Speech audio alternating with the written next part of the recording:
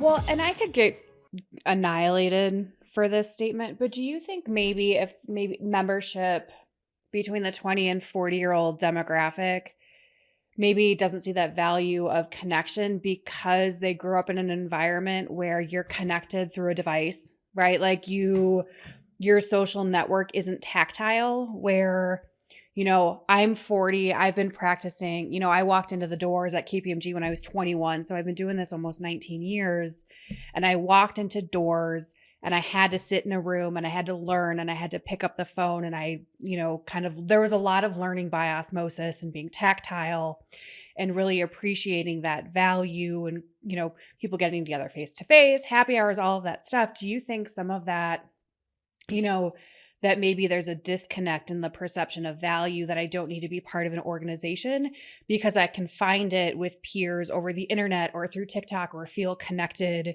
in some of those other capacities that weren't available, 20 years ago? Absolutely. And I think that it is not a malicious thing. It is really just this is the state of how we experienced life.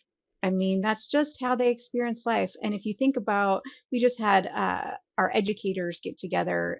We have an educators conference so that people can talk about what's going on in education. And there was a really interesting reflection that today's freshmen that are starting college today were freshmen when COVID started and in high school, and the relevant things that you start to understand in high school, you just start to learn how you what even self advocacy is, that I need to speak up for myself or I need to go talk to the teacher if I don't understand something. You do these things, and they did that in a 100% virtual world, and there were no open office hours, and so we didn't know how to do time management or prepare for a test. And so now that's following over into college education. Well, if you think about college education that went through COVID is now in the workplace in their very first 4 years. And so, and you've got your first set of managers that had to learn management skills completely over Zoom. So there's this whole series of things of development in our core that 4 years expedited change, that we're now, seeing. And but it was happening before that because of these tools, these extensions of our arms that we can't live without. But even in the way we absorb information through a podcast, through video, we see people, we think we're connected to them because we saw them, because we listened to them. That there is something different that's changed around what does connection really mean? What is deep, meaningful connection versus just I know somebody? We've deemed people that I know on Facebook or LinkedIn as a friend, but really, is that really the definition of a friend or a professional network? And so there's a lot that I think that this new generation is challenged with in experiencing things the same way that maybe we did in launching our career. And I mean, by golly, somebody told me as soon as I was a staff, you better go to the Colorado Society and start going to things because you need to start meeting people because 5 years from now, you're going to have to sell business. I don't know that that's still happening, you know? Did that happen to you? Did you actually Oh, get yeah. that? Okay, Absolutely. Please go. interesting. Go. You need to start your network. And I had my senior at that time invite me and say, "Look, I'm going to this thing at the Colorado Society. You need to come with me." And would I have gone without somebody telling me to go or inviting me to go? I don't know. And so I just don't know if we think about that like kind of Yeah, that little arm push. up. Yeah, are we really like reaching our hand out and saying you should come with me, or look, this was really beneficial to me, you should consider it? um and I think people are absolutely um kind of nervous. I think there's some social anxiety about like going to do something for the first time on my own that maybe we haven't necessarily helped teach them and support them through that process. That's interesting. So at one point in my career, I traveled nationally because I didn't want to leave Denver. And in order to advance myself at Deloitte, I needed to bring up a bigger book of business. And you just really couldn't get that in the Colorado market. So I traveled nationally. And I remember being a time where I thought, oh my God, I'm by myself and I don't want to just eat in my hotel room, right? And I'm here. I'm going to take myself out to dinner in this weird, foreign place. I'm going to bring a book so I don't feel alone. And then I end up having these wonderful experiences because I traveled so much. I was just not going to spend every night getting room service and sitting in, right? But it was a real big outstretching of myself that I hadn't experienced before. And then I never met a stranger and I learned all about my communities. Well, and Judy, that's really interesting that as you were talking and sharing your experience, because I think you spent a lot of time in Boston and, kind of I having did. to entertain yourself, right? Yeah. Is that a result of COVID, right? We don't have to travel as much anymore. And so we've adopted to the idea that we don't have to leave home. And so you get kind of stuck in that like kind of roteness of we don't have to leave home to engage with a client in Boston or engage with the UK or Right. kind of, again, you lose out on that opportunity to be tactile because it is so much easier and efficient, right? To just pick up the phone. That's 1 hour versus like, okay, well, I have to get dressed. So that's, 30-minute investment in a shower and Right. makeup. And then I have to go sit in the car and then that's another 30 minutes. And then it's, so in that activity, that's really only 1 hour, you're kind of increasing efficiency, right? Right. Versus, that was a 2-hour activity between like start to get, door to door, bed to back home Right. that, so we almost have like now focused more on the efficiencies versus like the long, the value, the intangible value associated with, leaving the home or engaging Or face to face connecting or with other traveling. people. Correct. Mhm. Yeah. Yeah.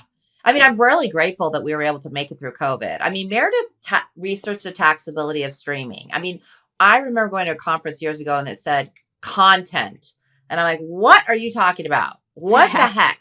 But if it weren't for Netflix, which was my client at Deloitte, by the way, when they had this, Meredith researched streaming because that was a new service. It got us through COVID. So we've seen a lot of evolution in our careers by working with different businesses that are starting with ideas that grow to become household brands.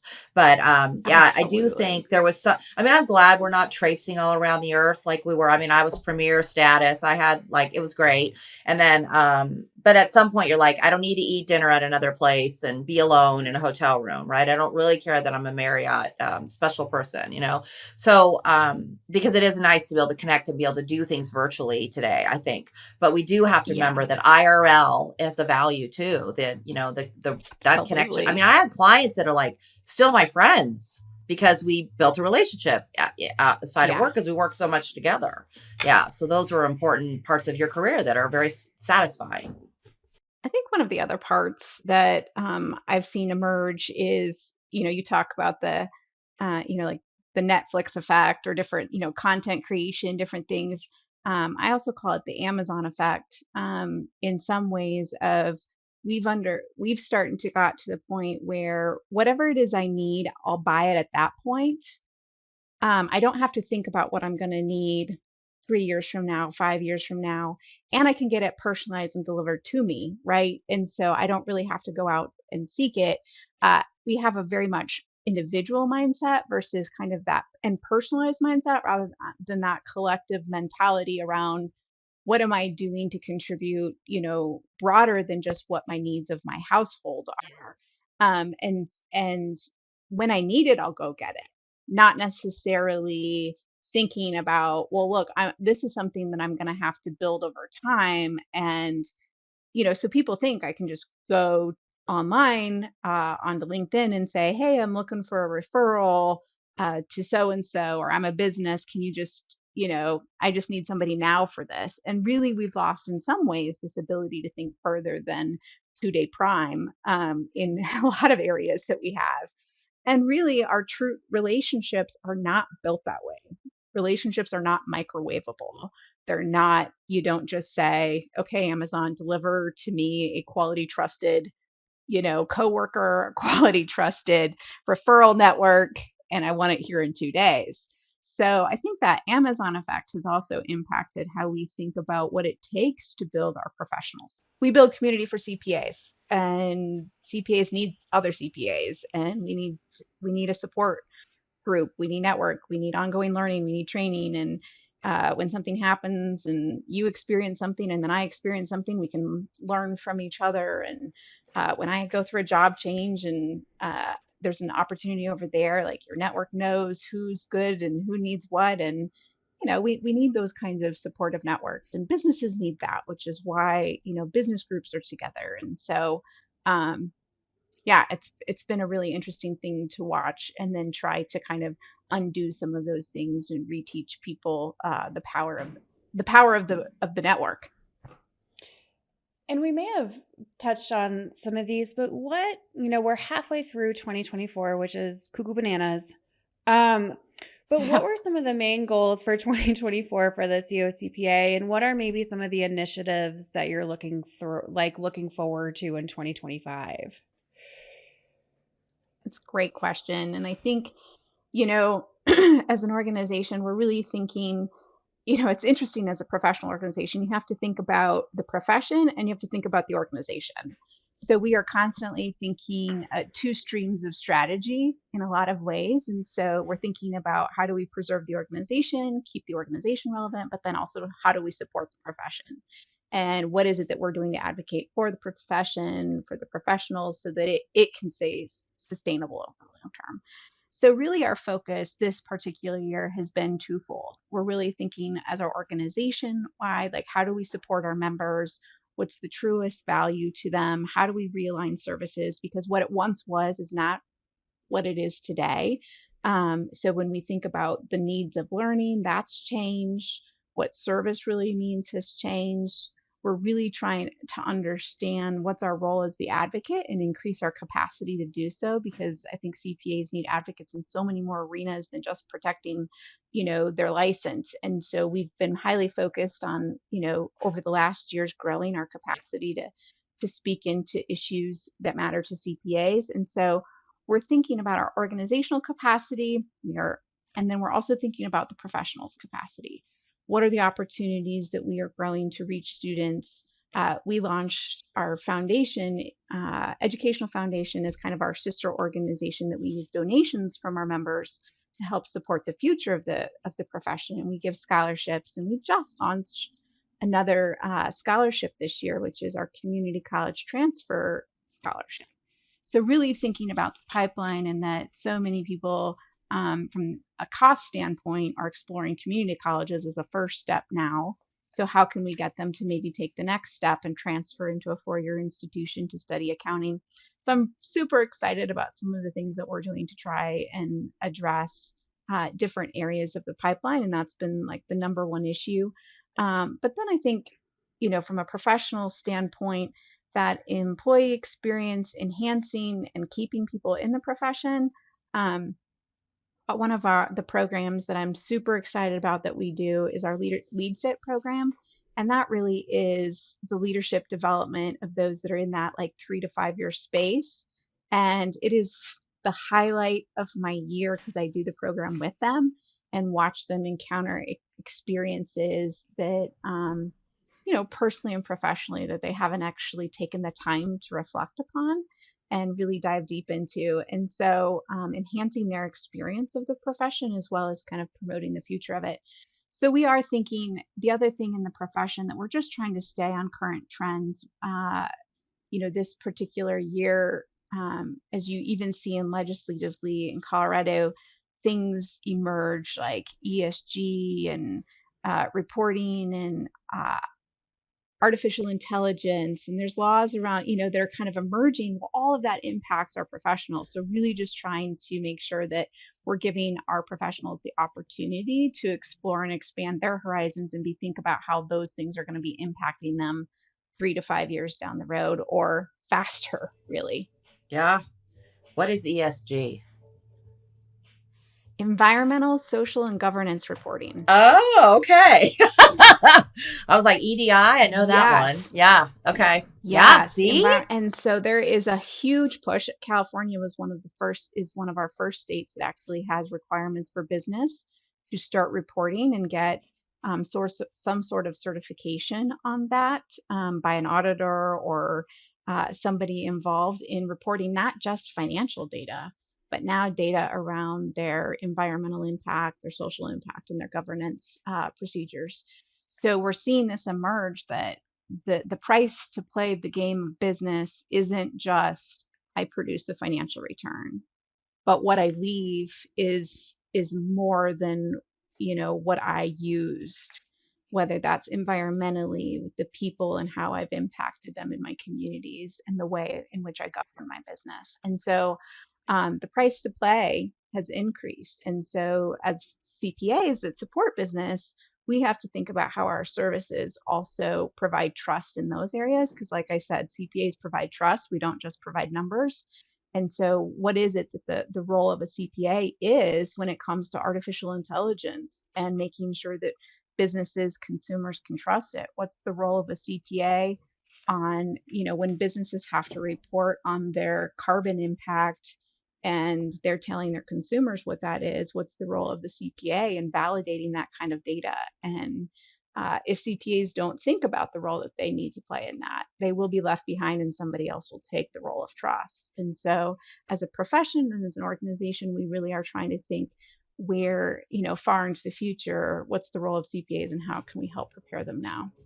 Well, and Alicia, as we wrap up, um, when you eventually move on from your role at the COCPA, as I imagine maybe this is forever, but at some point you will no longer be the CEO of the COCPA, and that's a lot of acronyms.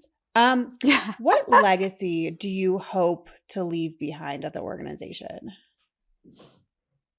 I love that. And, the, Especially after falling in Mary's footprints, because she was there a long time. yeah, she absolutely was. And it's really interesting because the organization's been around for over 100 years, but there's only been two CEOs before me. And that was because they were in that role for so long and dedicated to the work that they did.